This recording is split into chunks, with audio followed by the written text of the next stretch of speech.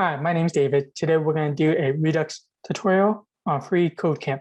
Use the spread operator on arrays. So this is pretty much the same thing as the last exercise, and I just want to focus on the spread operator. So to do the spread operator is the syntax for arrays.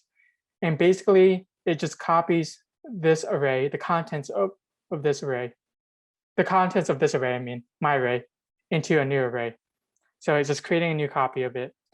And it's just important to note that if it's a nested array or object, it can't get the nested information. It's just the first one, which makes it a shallow copy.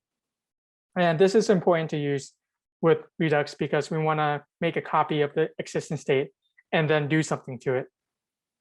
So for this exercise, we're creating a story here. We have an action creator of adding a to-do, passing a to-do that we want to add. And now we want to update the reducer. So we can just, it has a state of do not mutate state. So we return, sorry, the return's already there. It's an array. And we copy the state. And we just add in the to-do, action.to-do. And that's all for this one. Thank you so much.